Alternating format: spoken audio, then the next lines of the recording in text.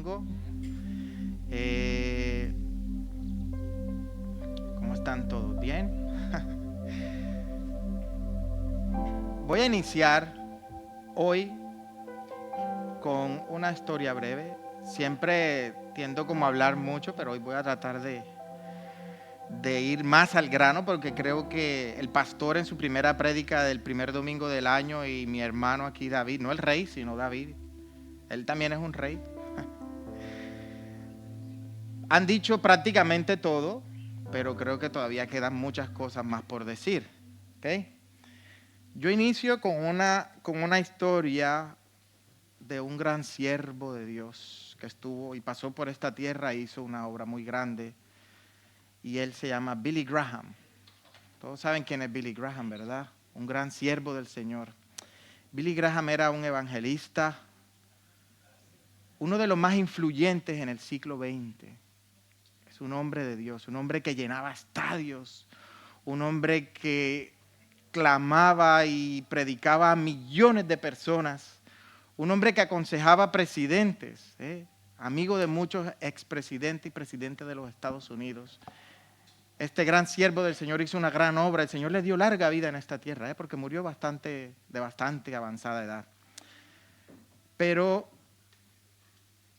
este siervo Billy Graham, que ahora está en la presencia del Señor, hay una cosa que muchas personas no saben acerca de él. Y es que él, antes de que el estadio se llenara, durante cruzadas evangelísticas, antes de que se prendieran los reflectores, antes de que llegara la gente, antes de que activara los micrófonos, muchos no saben que Billy Graham ponía una silla en la mitad del estadio y se sentaba en la presencia de Dios. Y muchos veían que mientras él se sentaba allí, antes de que se llenara todo, él no estaba ensayando la prédica o el mensaje que iba a entregar, él no estaba ensayando, por así decirlo, cuáles eran las estadísticas o cuántas personas venían, cuántas entradas, etc. No. Simplemente ponía una silla, reflectores apagados, micrófonos apagados, Biblia abierta y se sentaba en silencio en la presencia del Señor, mientras oraba también. Y alguien le preguntó, Billy, ¿cómo tú tienes esa capacidad de predicar con tanta paz y autoridad? Y él le respondió, porque antes de hablarle a la gente, necesito sentarme delante de Dios. Y es ahí donde nosotros entendemos, y donde Billy Graham también entendió, que el poder y ese alcance que él tenía no salía únicamente porque él ensayaba, porque él practicaba, miraba estadísticas. No. El éxito de él salía es porque él decía que el ministerio y el mensaje de Dios no nace en una plataforma, nace de primero sentarse en la presencia de Dios. Amén. Como está escrito en Proverbios 18:10 dice, el nombre del Señor es una fortaleza firme, los justos corren a él y quedan a salvo. Y también en Isaías 40:23 dice, él juzga a los poderosos del mundo y los reduce a nada. Aquí nos damos cuenta de que indudablemente todo el poder es del Señor. Hay muchos presidentes, reyes terrenales que creen que tienen poder, pero no son sino como saltamontes, dice la palabra, frente a Dios. Muchos toman sus propias decisiones y antes de sentarse en la presencia de Dios, seguían en su propia prudencia. Y al final lo que viene es desastre. Ya lo hemos visto en muchos presidentes de la historia. Entonces, vamos a seguir esta semana con la serie Encuentro. La primera vez habló Joel, que hablaba de un corazón que busca a Dios. en lo cual él se refería a un corazón y donde nace un deseo del corazón de David hacia construir un templo del Señor, donde él reconocía lo que él hizo y su anhelo nace allí. Y luego, en la semana pasada, David habló de un alma que confía en las promesas, es decir, de cómo nos aferramos cada uno a la promesa. Pero este sermón de hoy se llama Es una vida que ama a Dios. Por eso digo, no hay mucho más que conectar entre estas dos, porque todas están conectadas en sí. ¿Ok? Entonces, ¿qué es lo que hablamos antes? Hablamos de un rey David, un rey. ¿Cuál es el contexto de aquí? El rey David se sentó en la presencia de Jehová. Pero, ¿qué es lo que primero tenemos que leer? Vamos profundamente a aprender 5 cosas importantes, 5 cosas que podemos aplicar en nuestra vida cotidiana. No necesitamos ser reyes o presidentes o personas poderosas, sino que en nuestra vida cotidiana, a esto que hacía Billy Graham y a esto que hacía David, nosotros también podemos aprender a aplicarlo en nuestras vidas, que es lo que nosotros, es a lo que nosotros tenemos que levantarnos cada día y cada mañana. Hay 5 cosas. 1, una vida que ama a Dios aprende a sentarse en su presencia, a vivir en humildad, número 2, a adorar con sinceridad, número 3, y a caminar por fe, 4, y la última, y a descansar en las promesas del Señor. ¿Okay? 5 cosas. Las vamos a desglosar poco a poco y ahí lo más pronto posible vamos a ir entendiéndolas. El texto base que nosotros vamos a leer se encuentra en 2 de Samuel 7, 18 al 29, ¿ok?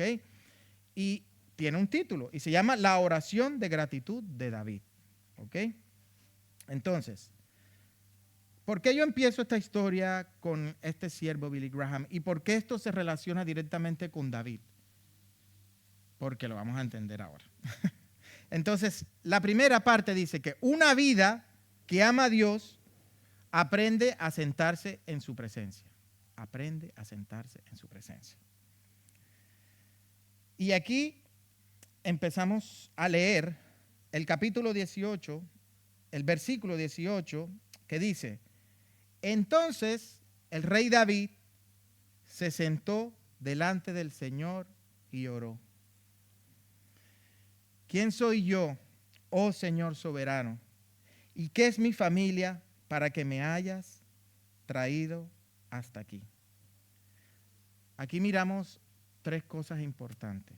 Primero, no fue una oración donde él se sentó a pedir algo al Señor.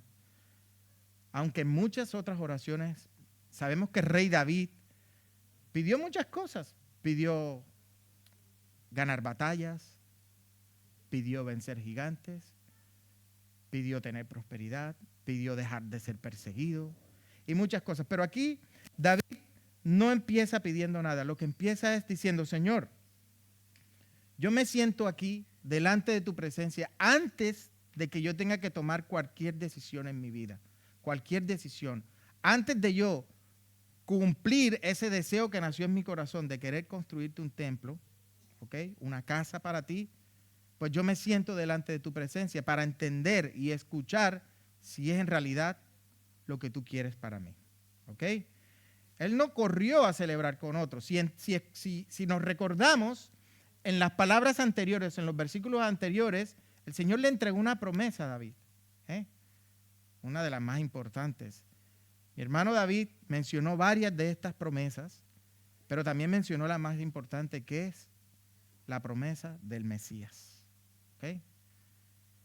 Imagínate donde nosotros nos hayan entregado cierta promesa. Humanamente nosotros podemos decir: ya el Señor me prometió, ya yo puedo irme tranquilo y ya yo puedo celebrar porque ya el Señor me entregó unas promesas y el Señor no falla. ¿Ok? Pero David no. David lo primero que hizo fue que él no corrió y él se fue y se sentó delante de Dios. Es lo más importante. Quietud. Entonces, para ustedes, sentarse, ¿qué es sentarse? Sentarse. Cuando una persona, y hablo en la gran mayoría de las veces, cuando una persona se sienta es porque ¿qué? Porque va a sentarse tranquilo. Sentarse, ¿qué significa sentarse? Quietud. Porque el que está sentado, a menos que tenga una ansiedad, pues está moviendo la pierna o se está comiendo la uña, pero está sentado. Sentarse significa estar quietos, ¿ok? También, ¿qué significa sentarse? Dependencia, dependencia, dependencia. Y no solamente en la presencia de Dios, sino también dependencia de otra persona. Cuando yo le digo a otra persona, siéntate, ¿qué puedo estar yo esperando de esta persona respecto a la dependencia? Puedo estar esperando que si esta persona me dice, siéntate porque yo te voy a decir algo. Entonces estoy dependiendo de un mensaje que la persona me quiere entregar, ¿verdad? Relación. Nosotros nos vamos por ahí sentándonos con todo el mundo. Y vamos caminando y nos sentamos al lado. Hola, ¿qué tal? Y hablamos. No, no. La relación es que cuando yo le digo a un hermano, a una hermana, a mi esposa, siéntate conmigo, es porque hay una relación y porque puedo hablar directamente. Entonces, mire cómo desglosamos la palabra sentarse, ¿ok? Y luego intimidad. La intimidad. Creo que la confianza va ligada a la intimidad. No intimidad de la otra clase, sino intimidad entre dos personas. Porque yo tengo la capacidad de decirle, ven, para, siéntate, hablemos y discutamos un tema. Entonces, eso significa sentarse. Entonces, generalmente, el que se sienta no está saltando, está ahí sentado, quieto, escuchando. Esto fue exactamente lo que hizo él. Pero ¿cómo nosotros vivimos hoy en día? Yo creo que todo lo contrario. Acelerados, pasamos corriendo, queremos que todo sea rápido. Entonces, a veces no nos detenemos y pensamos y primero nos ponemos en la presencia del Señor para que nuestro día sea mejor, sino que queremos hacer las cosas por nuestros propios medios, antes de pedir ese consejo y pedir esa presencia del Señor, sentarnos primero delante de Él, ¿ok? Entonces, ¿cómo nosotros aplicamos este primer punto a nuestras vidas? Primero, sentarse. Ya pudimos entender qué es sentarse y qué representa sentarse. Entonces, cuando nos sentamos, la primera cosa que nosotros tenemos que hacer en la mañana es apartar el tiempo de Dios. Apartar el tiempo para estar con Él. Hermanos, ahora mismo ustedes, ¿cuántos tienen esto por costumbre? ¿Cuántos en la mañana dedican la primera hora al Señor y se sientan con Él? En vez de empezar primeramente a pensar en lo que viene en el día y en las cosas que tengo que hacer y en el trabajo, porque eso es algo que hacemos todos. Todos nos sentamos y decimos, hoy tengo esto, hoy tengo esto, hoy tengo este trabajo, tengo que correr. Pero no. ¿Cuántos tomamos ese momento de apartarnos y sentarnos en la presencia del Señor y decir, Señor, mi vida está dispuesta a ti, hoy está? Eso es lo que el Señor quiere de nosotros. Callar delante de su presencia. A veces creemos que cuando nos sentamos empezamos a repetir y a decir, Señor, no. A veces ni siquiera es necesario hablar. A veces es necesario sentarse callado para escuchar la voz de Dios. No es necesario. Los devocionales diarios nos ayudan a nosotros, nos enseñan cosas, nos muestran versículos, nos dan una guía. Muchos tendrán diferentes tipos de devocionales. Pero al final, a veces solo es necesario sentarse y escuchar en la presencia de Dios. Luego, no ver la oración como un trámite o como algo que yo tengo que hacer, porque si no lo hago, entonces ese día tengo un accidente, o si no oré, entonces ese día me va a pasar algo malo, o etcétera. No, eso es verlo como un trámite, eso es verlo como que, bueno, se siente, bueno, checklist. Hice la oración, ya el Señor me bendice, me va a proteger, salgo a la calle tranquilo. Sí, eso está bien. El Señor nos guarda. Pero hay que entender de que esto significa que nosotros tenemos que tener un encuentro con el Señor. Dice en el Salmo 27:8. ¿Qué dice el Salmo 27:8? Que es una petición ferviente a Dios expresando el deseo del salmista, en este caso David, de buscar su rostro y su presencia diciendo, mi corazón ha dicho de ti, buscad mi rostro y tu rostro buscaré, oh Jehová. Es lo primero que nosotros tenemos que pensar. Si nosotros tomamos esto como práctica de relación y no como obligación, de verdad nuestra vida empieza a cambiar. Y yo se los digo, yo lo entendía hasta hace un año. Antes era, vamos a hacer, entonces era rezo y me sentaba, me faltaba el rosario en la mano, perdón, no quiero insultar a los hermanos católicos, los amamos mucho, ¿ok? Entonces, la segunda parte dice que una vida que ama a Dios aprende a ser humilde, ¿ok? Y aquí vamos a leer del 19 al 20, segunda de Samuel 7, 19 al 20, ¿ok? Dice, y ahora, Señor soberano, sumado a todo lo demás, hablas de darle a tu siervo una dinastía duradera. ¿Tratas a todos de esta manera, oh Señor soberano? ¿Qué más puedo decirte?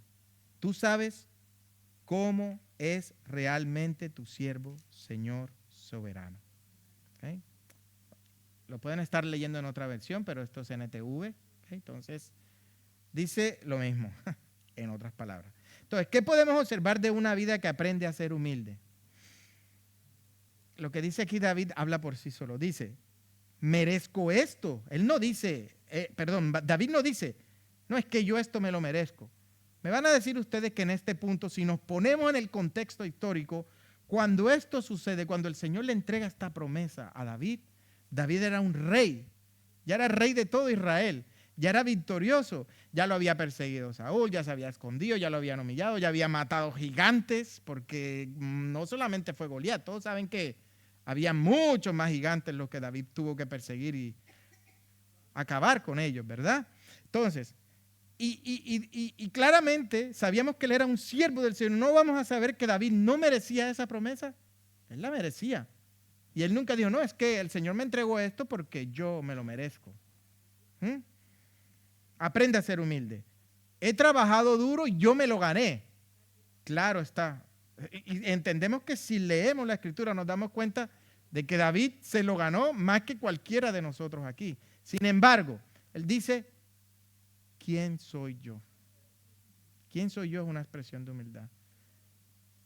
Aunque tú me hayas dado toda la gloria, Señor, ¿quién soy yo? Dice, la humildad bíblica no es negarse el valor, es reconocer el origen de toda bendición. David sabe que sin haberse sentado durante toda su vida frente a la presencia del Señor, él no hubiera logrado nada de lo que hubiera logrado. Fue porque el Señor estuvo con él, porque Jehová lo acompañó y siempre estuvo con él.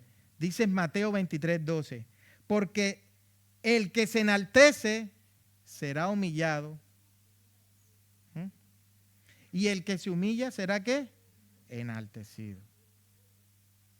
No podemos nosotros, si amamos a Dios, ir con un corazón enaltecido, porque inmediatamente el Señor baja la quinta porra.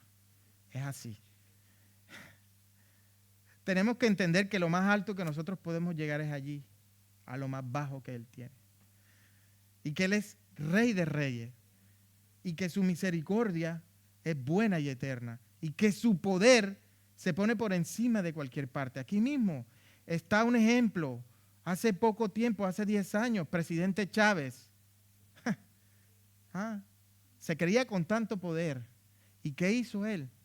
Maldijo al pueblo bendecido de Dios desde el fondo de sus entrañas. Y frente a los hombres él tenía poder. Era el poderoso, expropiese, todas las cosas, estas locuras que decía este señor. Y él empezó a hablar del pueblo de Israel y a maldecir al pueblo de Israel. Dios mío santo. Pues imagínense que ese poder no le sirvió para nada. No más de un año y piquito después, un cáncer en las entrañas. Y lo sacó de aquí. Simplemente por eso. Porque fue altivo, altivez. Yo no necesito, yo maldigo al Estado de Israel. Está en video, si no lo creen, por ahí está. Pueden buscarlo. Y ahí mismo está. Entonces, ¿qué pasó? Ningún hombre, ningún poder terrenal va a poder con el poder de Dios. Por eso, si tú llegas allí creyéndote más, pues créeme que vas a terminar siendo menos. ¿Ok? Sabemos que David, ¿qué fue? Empezó siendo un pastorcito. Era el chiquitito de la familia. Nadie lo miraba. Cuando Samuel fue a buscar, es que aquí vengo yo porque tengo que encontrar al que va a ser el rey de Israel, el rey de todo. tráeme a tus hijos Isaí, le trajo todos los grandotes. Seguramente es este. No, ese no es. El otro, tampoco. Y todos los hijos, todos eran guerreros, todos eran grandes, sabían pelear y era, obviamente, a los ojos del hombre, ¿ok? Pero entonces, en ese momento Samuel dice, pero ven acá Isaí, pero ¿estás seguro que son solamente estos? Dice, bueno, yo tengo uno por allá atrás, que es el chiquitín, está por allá cuidando ovejas, tráelo aquí. Y ahí llegó. Y ahí el Señor le dijo a Samuel, este es el que yo escogí. Porque dijo el Señor, yo no veo lo que el hombre ve, yo veo el corazón. Y así mismo desde ahí David recordó de dónde lo sacó el Señor, de ser un pastor de ovejas. Él fue olvidado también, porque a pesar de que hizo buenas obras, por algún motivo de estos, de la envidia y de la unción que se la quitó el Señor a uno y se la dio al otro, por decirlo así, como dicen cuando una persona dice, este se enamoró de mí ahora, me la tiene montada. Pues eso fue lo que pasó entre Saúl y David. Se la montó y se la montó y se la montó y no había razón y se la montó por la envidia hasta que lo persiguió, lo buscó. Entonces recordó que fue perseguido. Pero luego, ¿qué pasó? Él fue levantado con gracia y fue declarado rey de toda Israel. ¿Ah? Entonces, la gracia produce gratitud, no orgullo. No podemos irnos al orgullo. Sabemos que, como dice la canción, mi orgullo me sacó del jardín. Nos damos cuenta de que ese es uno de los pecados que el Señor, si no es el que el Señor detesta más, el orgullo. Mi orgullo te sacó del jardín. Entonces, en este punto vamos a sacar cómo aplicarlo en nuestras vidas. Una vida que ama a Dios reconoce que todo lo bueno viene de él. Hay otra canción, hoy estoy como muy recordando muchas canciones, pero dice, todo viene de ti, todo vuelve a ti. Todo viene de ti, todo vuelve a ti. Si nosotros no reconocemos que todo lo bueno, porque todo lo que pasa para los hijos de Dios pasa para bien, todo lo bueno viene de él. Nada malo viene de él. No hay mancilla. No se compara. ¿Qué significa no se compara? Que no estamos mirando al prójimo. Y mirando al prójimo, pero es que el Señor le ha dado más que a mí. Y a este tiene más que a mí. Eso es un amor que se ama, que es aprender a ser humilde, es amar a Dios. Dice, no presume, porque en la presunción está el orgullo. El Señor me dio, o yo tengo el mejor coche, no presume. El Señor me dio el mejor trabajo, tengo mejor posición. No presume. Estamos hablando de un punto que se refiere a la humildad, ¿verdad? Y dice, no se olvida de dónde Dios lo sacó. ¿Ok? Esto es algo que sucede mucho. A veces muchas personas se olvidan años atrás de dónde el Señor los ha sacado. Miren atrás y den cuenta dónde estaban ustedes hace 30 años para los que tienen más de 40, o 20 años los que tienen más de 30, etcétera. ¿De dónde lo sacó el Señor? Y se darán cuenta de las grandes cosas que el Señor ha hecho por cada uno de nosotros, ¿verdad? El tercero se refiere a una vida que ama a Dios, aprende a adorar. ¿Okay? Adorar. Ahí está. Y leemos del 21 al 24 y dice, debido a tu promesa y según tu voluntad, hiciste todas estas grandes cosas y las diste a conocer a tu siervo. Qué grande eres, oh Señor soberano. No hay nadie como tú. Nunca hemos oído de otro Dios como tú. ¿Qué otra nación sobre la tierra es como tu pueblo Israel? ¿Qué otra nación, oh Dios, has redimido de la esclavitud para que sea tu pueblo? Te hiciste un gran nombre cuando redimiste a tu pueblo de Egipto, realizaste imponentes milagros, expulsaste naciones y a los dioses que le impidieron el paso. El 24, hiciste de Israel tu pueblo para siempre y tú, oh Señor, llegaste a ser su Dios. ¿Tenía David o no tenía razón para hablar de sí mismo? Pero aquí observamos que adorar no es simplemente pararnos aquí, cantar la canción, de alabanza y adoración. El salto y luego, no. Adorar también es reconocer las obras que el Señor ha hecho por nosotros en nuestras vidas. Así como David aquí se detuvo a adorar, él adoró y dijo, Señor, porque tú eres grande, porque tú has hecho esto, porque tú nos liberaste, porque tú hiciste. Él nunca habla de sí mismo, él empieza a hablar de Dios, a darle el protagonismo a quien lo merece en vez de a él. ¿Okay? Y era un rey poderoso, fuerte, pero el protagonismo él se lo dio a Dios. ¿Okay? Eso, hermanos, es adoración. Exaltar al Dios, al que es. Entonces, ¿cuándo nace la adoración correcta? Cuando entendemos en quién es Dios y las cosas que ha hecho por nosotros y las cosas que hará por nosotros. Ahí entendemos la verdadera adoración. Señor, te adoramos porque sé que tú hoy me sostienes. Hoy me pongo en pie. ¿Cuántos hermanos nos levantamos cada mañana y digo, aleluya, gloria a Dios porque hoy abrí los ojos y hoy puse el pie en la tierra? ¿Saben cuántas personas hay en este momento en una cama de hospital? Que no se pueden parar, que no tienen ese privilegio. Esa es la adoración. Saber de que en su mano está la vida y está la muerte allí. ¿Ok? Eso es lo que nosotros tenemos que tener. Esa es la oración, que nosotros reconozcamos, hermano, que despertemos ya y de que nosotros reconozcamos de que por Él es que estamos vivos, es que tenemos un propósito, que el propósito no es nuestra vida, no es ser famoso, no es ser rico, no es ser millonario, porque todas estas cosas aquí mismo se quedan. Aquí no queda nada. Dice el Señor, acumulen tesoros en el cielo, que es donde ahí permanecen para siempre. Olvídense de aquí, porque aquí la polilla se los come, no pasa nada. Aquí estamos de paso. La vida del hombre es como la niebla que pasa. Y un día a otro. ¿Ustedes se han preguntado quién vivirá en su casa después de 100 años? Vamos a contar 100 años. Y siquiera si a ustedes lo recordarán. Esta casa por la que luchamos, pagamos una hipoteca 50 años y que estamos allí y dándole. ¿Ustedes qué creen que va a pasar con esa casa? Otro se la va a quedar. Porque ahí está. Por eso, hermanos, es momento ya de que nosotros acumulemos tesoros aquí. No, aquí no. Allá. Porque allá es donde vamos a vivir toda la eternidad. Y yo siempre he dicho que cuando estemos arriba, el Señor va a mirar ciertas cosas. Va a mirar, y creo que también cada uno tendrá casas de acuerdo a lo que hizo acá. De acuerdo a lo que también, unos tendrán una buena casa. Bueno, igual, aunque yo llegue a un ranchito de una habitación, me da igual, pero estoy en el reino de los cielos. Yo creo que eso es lo que todos queremos, ¿verdad? Aleluya. Entonces, pero, ¿qué declara aquí David? Dice, la grandeza de Dios, la unicidad de Dios. ¿Todos saben qué es la unicidad de Dios? Unicidad. Dice en Deuteronomio 6:4, Jehová uno es. Es una afirmación central del monoteísmo bíblico que declara que Yahvé es el único Dios verdadero, no hay otro igual.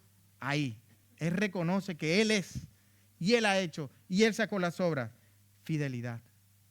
La fidelidad de Dios es que Él siempre cumple lo que promete. Si el Señor te entregó una promesa, Él te la va a cumplir. Si nosotros humanos entregamos una promesa, vamos a fallar. Fallamos, todo el tiempo fallamos. Él nunca falla. Él siempre las cumple. Ahora, mañana, pasado mañana, como decía David, puede ser en 1 hora, puede ser en 2 horas, etc. Dice, entonces, si nosotros, para nuestra vida, dice, adora en la abundancia y en la espera, reconoce la grandeza de Dios con palabras y acciones y vive para glorificar a Dios y no a sí mismo. 3 puntos importantes. Adora, reconoce la grandeza y glorifícalo a Él. Amén. El cuarto nos habla de una vida que ama a Dios, aprende a vivir por fe. Vivir por fe. Vivir por fe. Allá está. Se me olvida siempre la pantalla y me doy la vuelta y sabiendo que... Dice, y aquí leemos del 26 al 27 y dice David, en esta oración, que tu nombre sea honrado para siempre, de modo que todos digan, el Señor de los ejércitos celestiales es Dios sobre Israel. Que la casa de tu siervo David permanezca delante de ti para siempre. Oh Señor de los ejércitos celestiales, Dios de Israel, yo me he atrevido a elevar esta oración porque tú le revelaste todo esto a tu siervo con las siguientes palabras. Construiré una casa para ti, una dinastía de reyes. Entonces, ¿qué podemos observar aquí? Que David cree en la promesa, aunque, hay tres aunques. ¿Okay? Uno, no la ve completa. El Señor le entrega la promesa, pero él dice, no entiende. Quizás él veía un futuro próximo allí. Bueno, mi hijo Salomón, él va a ser el rey. Sí, pero ¿de qué estamos hablando? Yo creo que por ahí, por la cabeza de David en ese momento, no le había pasado esa gran promesa que el Señor le había entregado. Él veía aquí. Y entendamos que cuando nosotros caminamos con Dios, Él mira a nosotros todo el panorama completo. Desde antes, desde el vientre de nuestra madre, ahí estuvimos nosotros. Y a todos nos creó con un propósito para Él. Pero a veces el mundo nos engaña. El enemigo llega y nos dice, no, tú sé tu propio Dios. Adórate a ti mismo, autoimagen, Instagram, tonterías, en la que basamos nosotros la vida. Pero en realidad no miramos que Él nos creó con un propósito. Nosotros nos desviamos del propósito. Él nos creó con un propósito. Si nosotros nos vamos de ese propósito, pues evidentemente, ¿qué es lo que hay ahí? Pecado y muerte. Pero cuando nosotros entendemos, Señor, ¿cuál es tu propósito en mi vida? De verdad que Él va a caminar con nosotros. Se los digo porque hace mucho tiempo esto no lo veía yo ni siquiera venir. Estar en una iglesia, estar congregado. Yo a veces tomaba, fumé, y estaba allí en muchas cosas del mundo. Y eso que venía de familia cristiana. Pero he empezado a ver el propósito de Dios en mi vida y ha sido la mejor decisión de mi vida, se los digo de verdad, hermano. ¿Qué más cree David en la promesa? Dice, no sabe cómo. Él no le importa cómo lo hará, solo sabe que lo hará. Él no sabe. Jehová le entrega la promesa. Haré de ti una dinastía de reyes. Él no sabe cómo. Jehová no le digo, ven. Porque a veces sabemos que nuestro Dios es un Dios que cuando quiere ser específico es específico. ¿Cómo le entregó todas las instrucciones del templo? Las entregó con medida, tanta medida de oro, tantos ciclos de plata. Hizo perfecto, igual que a Noé. Le entregó una medida perfecta. Tiene que ser de tantos codos por tantos codos, arriba, abajo, le pones abajo esto. Pero aquí el Señor no fue específico, el Señor le dio una promesa. Dinastía de reyes. Y no conoce los tiempos. ¿Qué hace David? David no sabía, él recibe la promesa, él cree en la promesa, no sabe cómo va a llegar, no conoce en qué momento va a ser porque el Señor no es específico con él. Entonces, no se desespera porque sabe que sucederá. A veces el Señor nos entrega una promesa y nosotros queremos que todo para allá. Entonces, no, papito, como decimos en Colombia, no, papito. Es al tiempo de Dios, no al tuyo. ¿Ok? Mire, que esta promesa mesiánica, que es la más importante, si ustedes miran, algunos ya sabrán este dato curioso, le llamo yo, pero ¿saben cuántos años aproximadamente pasaron desde que el Señor le entrega esta promesa a David hasta que llega Jesucristo? ¿Alguien sabe? 1000 años. Aproximadamente 1000 años.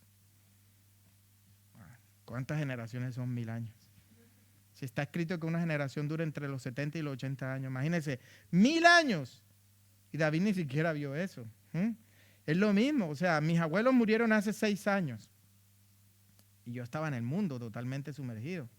Pero el Señor le entregó una promesa a mis abuelos. Dijeron que tu familia, tus nietos van a adorar al Señor. Y ahorita mismo yo me empecé a entender esa promesa. Yo era el que menos, a mí no, yo soy el primer nieto de no sé, como decimos en Colombia, de una carrandanga, de una cantidad de un poco de nietos. Pero yo soy el primero, el mayor de la familia Marmolejo, que es el apellido materno, ¿sí?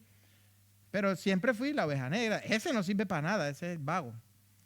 Me mandaban para una universidad, saltaba de una a otra, hasta que por fin cuando nació Sofía, allá arriba está, me tocó ajuiciarme, como dicen por ahí. Entonces, ¿pero qué decían? No, ni mi propia madre decía, no, ¿qué futuro tiene este? Predicar eso es más... Mira, pero ¿sabes qué decía mi abuela en vida todo el tiempo? Decía, Fernando, el Señor me dio la promesa y Él la va a cumplir. Donde todos mis hijos, todos mis nietos van a adorar y van a predicar al Señor. Eso no va a pasar conmigo. Yo, sí, abuela, sí, lo que usted diga. ¿Ah? Y murió. Está con el Señor. No pude estar allí cuando ella murió. Fue durante el COVID. Y luego murió mi abuelo. 70 años sirviendo a Cristo. Y el Señor le entregó la promesa. Y ahora yo miro atrás. Y tenemos un grupo de primos, de estos primos marmolejos del lado y cuando yo hice la primera prédica, eso fue una locura. Dijeron, ¡ah! Fernando está predicando en España. Todos los primos se volvieron locos. Ustedes vieran eso. Y yo obviamente no quiero darme protagonismo a mí, sino a la promesa que el Señor le entregó a mi abuela. Y ella no la vio, igual que David. 1000 años. David que iba a haber 1000 años adelante. Entonces el Señor vio 1000 años atrás y le entregó la promesa y tuvieron que pasar tantas generaciones, tantos reyes, pasar por tanto el pueblo de Israel y Judá, porque luego se dividió y luego, bueno, hasta que llegó el Mesías.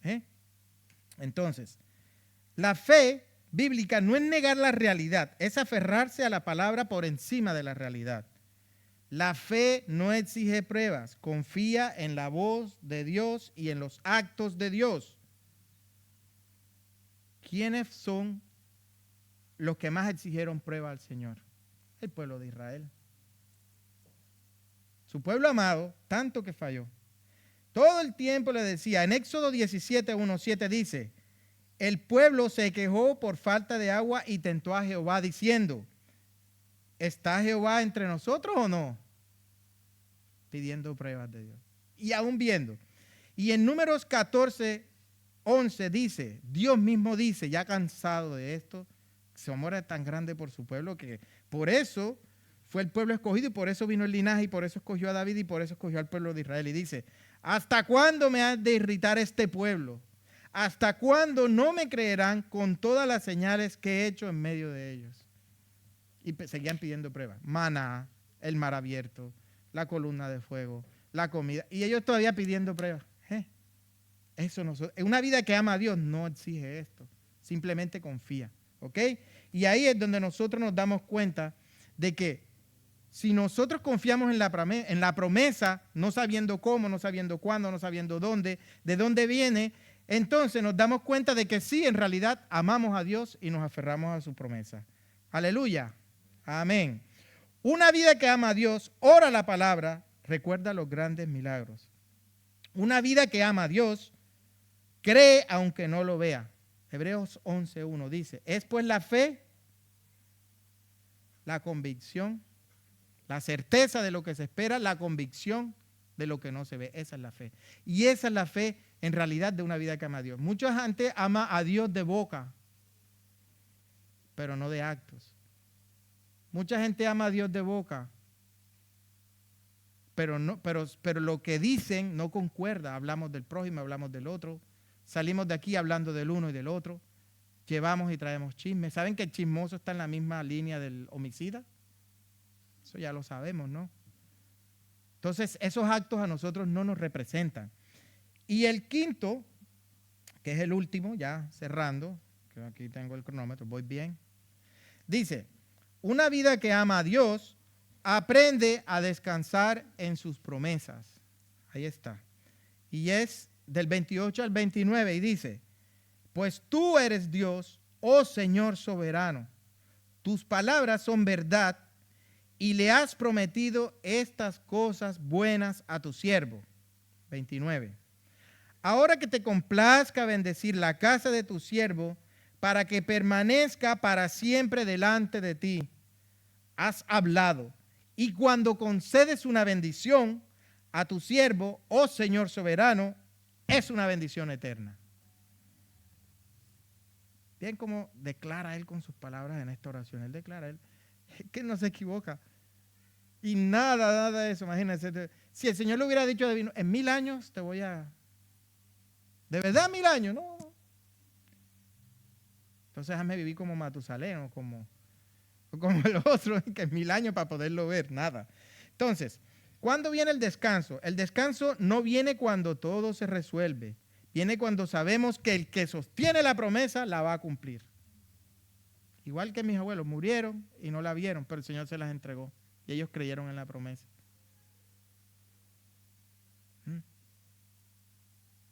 Y yo le decía a mi esposa, mira, yo predicando, mis abuelos oraron tanto por eso. Porque yo pasaba en la parranda, en la rumba, en la fiesta. ¿Ah? Y ellos oraron tanto. Tú vas a orar, tú vas a predicarle al Señor así. El Señor me entregó la promesa. Y, ay, madre, esa es promesa extraña suya. Y mira. Para la gloria del Señor, primero que todo. Hablo de la promesa. Amén. Entonces, ¿cómo aplicamos esto para nuestras vidas? Una vida que ama a Dios suelta la ansiedad. Somos muy ansiosos. Esto es muy difícil. Si nosotros entendiéramos, y yo el primero, yo paso ansioso, paso ansioso, pero ¿qué tenemos que hacer? Sentarse y respirar.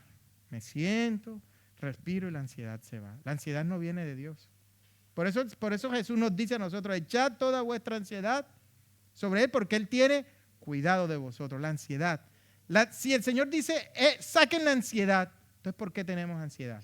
¿De dónde viene la ansiedad? ¿Del Señor o del otro Señor? No es de Dios. Confía en los tiempos de Dios. Queremos todos nuestros tiempos, ya había dicho. Todo lo queremos ya, todo lo queremos ahora, todo lo queremos sacar. Yo mismo, mira, me he puesto a hacer unas obras en la casa y yo cada vez me he dado cuenta que yo sí soy tonto, Empecé pintando una pared y luego en esa pared dije, ya, cuando yo pinte esa pared, ya estoy tranquilo. Pinté la pared. Hasta que no ponga un cuadro en la pared, no estoy tranquilo. Puse el cuadro. Hasta que no puse el cuadro y dije, uy, pero aquí iría bien esto. Cambié la... Madre mía, no he parado. Entonces, ¿qué es lo que pasa? Que nosotros estamos ahí en los tiempos y queremos que todo sea ya en el momento. Y yo mismo, no creen que yo estoy aquí una eminencia, estoy predicando que soy la mata de la paciencia. No. Mi esposa, mi hija, todos saben que yo soy el tipo más desesperado y que pierdo la paciencia en 2 segundos. Se lo digo porque no sean como yo, no sean como yo. Yo estoy orando por eso todos los días para que el Señor me llene de ese fruto. Recuerda que el fruto, el Señor no dice los frutos. Si ustedes leen bien la palabra, el fruto, no los frutos, es el fruto. Amor, gozo, paz, paciencia, bondad, benignidad, fe, mansedumbre, templanza, dominio propio. 9 frutos del Espíritu. Yo todavía estoy por ahí pidiendo algunos. Se los digo así. Y se los digo porque la impaciencia, cuando nosotros tenemos impaciencia, las cosas no llegan, no se dan. A veces la tormenta está en nuestra cabeza y no vemos más allá. ¿Ok?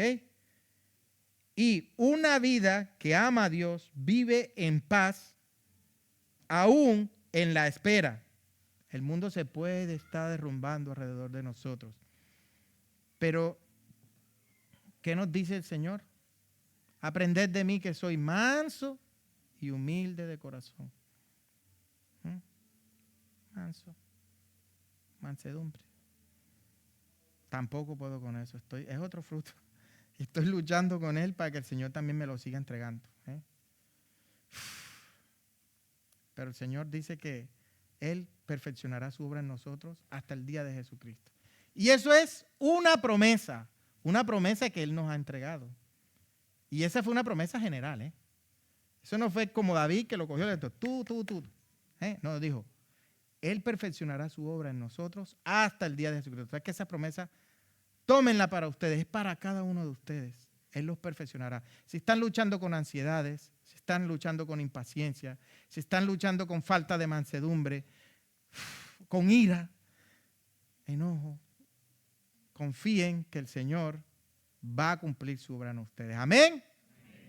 Entonces, al final dice que entonces una vida que ama a Dios, a través de David en esto nos enseña que se sienta en su presencia. Número 1, anoten los puntitos, lo que anoten por allí, para que después lean 2 de Samuel 7. Léanlo todo. ¿Vale? Se sienta en su presencia, número 1. Número 2, vive en humildad. Número 3, ¿cuál será? Adora. Adora con todo el corazón. Número 4, camina por fe. Número 5. Bien. Entonces, estos son los pasos. Yo les dije que iba a agregar un poco más a lo que el pastor y David predicaron en esta serie de encuentros, pero anoten estos 5 puntos y verán que podemos empezarlos a aplicar en nuestra vida. Ve que hay un uso útil en esto, ¿verdad? Y bueno, simplemente digo, hermanos, de que confiemos en las promesas del Señor. Confiemos de que si Él nos entregó una promesa, Él las cumplirá. Pero ¿cómo sabemos las promesas del Señor? Buscando su rostro cada mañana. Muchas veces esperan que el Señor va a llegar y va a sentarse. Oye, mira, te voy a entregar. No. La única manera con quien nos puede hablar es por la palabra. A veces un video, a veces algo. Pero confiemos en la promesa del Señor. Recuerden siempre que el que comenzó en vosotros la buena obra la perfeccionará. Así que puestos en pie.